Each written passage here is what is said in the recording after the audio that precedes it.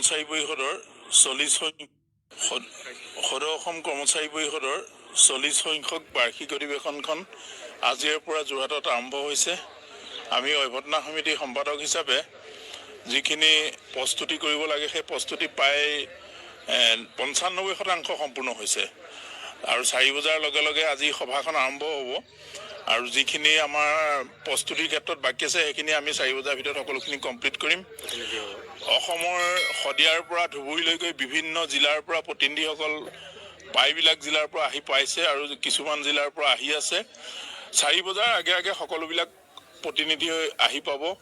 আমি সকলো প্ৰতিনিধিকে আমি স্বাগতম জনাইছোঁ, আদৰণি জনাইছোঁ যাতে সময়মতে সকলোখিনি আহি পায় আৰু প্ৰতিনিধিসকলৰ থকা খোৱাৰ ক্ষেত্ৰত আমি যিখিনি ব্যৱস্থা কৰিব লাগে সেইখিনি সম্পূৰ্ণ কৰি তুলিছোঁ। আমি এই অধিৱেশনৰ প্ৰস্তুতিৰ ক্ষেত্ৰত অসম চৰকাৰৰ মাননীয় মুখ্যমন্ত্ৰী মহোদয়কে প্ৰমুখ্য কৰি কেইবাগৰাকীও কেবিনেট মন্ত্ৰীয়ে আমাক যথেষ্টখিনি সহায় কৰিছে। জিলা আয়ুক্ত শ্ৰীযুত জয় শিৱানী ছাৰে আমাক বহুতখিনি সহায় কৰিছে আৰু স্থানীয় বিভিন্ন সংগঠন, বিভিন্ন সন্থা সংগঠনে আমাক সহায় কৰিছে। তাৰ উপৰি স্থানীয় যোৰহাট ক্ৰীড়া সন্থাৰ মাননীয় সভাপতি শান্তনু পূজাৰীদেৱ, সিদ্ধাৰ্থ অংকুৰ ডাঙৰীয়া আৰু ৰঞ্জন শইকীয়াকে ধৰি বিভিন্ন যুৱ নেতাই আমাক সহায় কৰিছে। আমি তেখেতসকললৈ এই সুযোগতে ধন্যবাদ আৰু কৃতজ্ঞতা যাচিছোঁ। আশা ৰাখিছোঁ অনাগত দিনত অধিৱেশনখন সফল হৈ উঠিব আৰু অসমৰ বিভিন্ন জিলাৰ পৰা অহা সন্মানীয় প্ৰতিনিধিসকলে যোৰহাটৰ পৰা এটা মিঠা অনুভূতি লৈ ঘূৰি যাব বুলি আমি অন্তৰে আশা ৰাখিছোঁ। ধন্যবাদ। অনুষ্ঠান আয়োজন হৈছে আৰু অসমৰ কিমানখন জিলাৰ পৰা প্ৰতিনিধি অংশগ্ৰহণ কৰিব গোটেই ডিটেইলছটো আপুনি? হয় হয় সদৌ অসম কৰ্মচাৰী পৰিষদৰ অবিভক্ত শিৱসাগৰ জিলাৰ সহযোগত আৰু যোৰহাট জিলা কৰ্মচাৰী পৰিষদ আতিথ্যত আজিৰ পৰাই 3দিনীয়া কাৰ্যসূচীৰে সদৌ অসম কৰ্মচাৰী পৰিষদৰ বাৰ্ষিক অধিৱেশন আৰম্ভ হৈছে।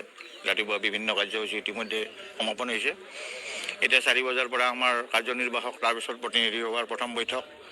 অহাকালি আমাৰ মুকলি সভা আছে। মুকলি সভাৰ পিছত পুনৰ প্ৰতিনিধি সভা আছে, আকৌ পৰহিলৈ প্ৰতিনিধি সভা আছে। তাৰপিছত আমাৰ এই কাৰ্যসূচীৰ সমাপন ঘটিব। তো মুখ্যতঃ সদৌ অসম কৰ্মচাৰী পৰিষদৰ এই অধিৱেশনসমূহত আমাৰ সদৌ অসম কৰ্মচাৰী পৰিষদৰ শক্তি 52খন জিলা পৰিষদ, ৰাজ্যখনৰ 100ৰো অধিক শিক্ষক কৰ্মচাৰী সংগঠন আটাই ইয়াত আহি এক উদুলি মুদুলি পৰিৱেশৰ সৃষ্টি হৈছে, ইতিমধ্যে আপোনালোকে প্ৰত্যক্ষ কৰিছে। আৰু এই অধিৱেশনৰ যোগেদি ৰাজ্যখনৰ আমাৰ যিবোৰ শিক্ষক, শৈক্ষিক, কৰ্মচাৰীৰ লগত জড়িত বিষয়, এই আটাইবিলাক বিষয়ে পুংখানুপুংখভাৱে আলোচনা হ'ব আৰু এই আলোচনাৰ পৰা আমাৰ কিছু প্ৰস্তাৱ প্ৰস্তুত হ'ব আৰু এই প্ৰস্তাৱবিলাক আমি যথাযথভাৱে ৰাজ্য চৰকাৰখনলৈ আগুৱাই লৈ যাম।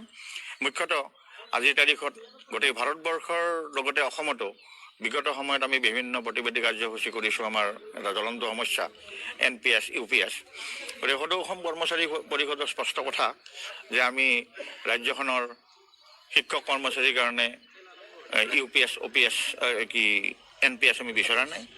আমি OPSৰ দাবীত অটল আছোঁ আৰু সেই দাবীৰ ওপৰত নিশ্চিতভাৱে আমাৰ বিষয়ত আলোচনা এই সভাত হ'ব আৰু ইয়াৰ পৰা আমি আমাৰ পদক্ষেপবোৰ আমি আগুৱাই লৈ যাম। ইতিমধ্যে আমি বিভিন্ন প্ৰতিবাদী কাৰ্যসূচী কৰি আছোঁ। অন্যহাতে আপোনালোকে জানিব ইতিমধ্যে কেন্দ্ৰীয় চৰকাৰে 8ম দৰমহা আয়োগ গঠন কৰিছে। তদ্ৰূপ অসমতো 8ম দৰমহা আয়োগ গঠন কৰিব লাগে আৰু কেন্দ্ৰীয় চৰকাৰে যেনেদৰে 1/1/26ৰ পৰা এই দৰমহা আয়োগ কাৰ্যকৰী কৰিব, ঠিক তেনেদৰে আমাৰ ৰাজ্যতো কৰিব লাগে আৰু একেধৰণে কৰিব লাগে। এই বিষয়বিলাক থাকিব। শিক্ষকৰ লগত জড়িত বিষয় বিভিন্ন, যেনে ধৰক আৰ্জিত ছুটিকে ধৰি বিভিন্ন বিষয় যিবিলাক সমাধান হোৱা নাই এইবিলাক বিষয়ে আলোচনা হ'ব। মুখ্যতঃ আৰু এটা বিষয় আলোচনা হ'ব যে আমাৰ ৰাজ্যখনৰ বিভিন্ন বিভাগত, প্ৰায় 52টা বিভাগতে বহুতো মাষ্টাৰ ৰোল, ৱৰ্ক চাৰ্জ বা ফিক্স পে এনেকুৱা কৰ্মচাৰী অজস্ৰ আছে, যিসকলৰ আচলতে অৱসৰী জীৱনটো আটাইতকৈ দুখজনক। এই বিষয়বিলাকো আমি যথেষ্ট পুংখানুপুংখভাৱে ইয়াত আলোচনা কৰিম আৰু তেখেতসকলৰ কি ধৰণে বিষয়বোৰ আগুৱাই নিব পাৰি এই বিষয়ে আলোচনা হ'ব। ইতিমধ্যে ৰাজ্য চৰকাৰে বিগত সময়ত আমাৰ সদৌ অসম কৰ্মচাৰী পৰিষদৰ লগত বৈঠক কৰি কেইবাটাও বিষয় সমাধানৰ পথলৈ নিছে। তাৰ কাৰণে আমি ৰাজ্য চৰকাৰক অভিনন্দন জনাইছোঁ, ধন্যবাদ জনাইছোঁ।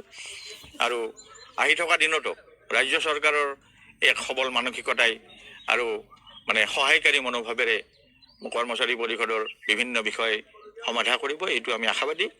এইখিনি আমাৰ মূল কথা। আৰু ইয়াৰ আনুষংগিক ধৰক জাতীয় জীৱনৰ লগত জড়িত বিষয়বিলাকো আলোচনা হ'ব, যিহেতু সদৌ অসম কৰ্মচাৰী পৰিষদ এটি জাতীয় সংগঠন।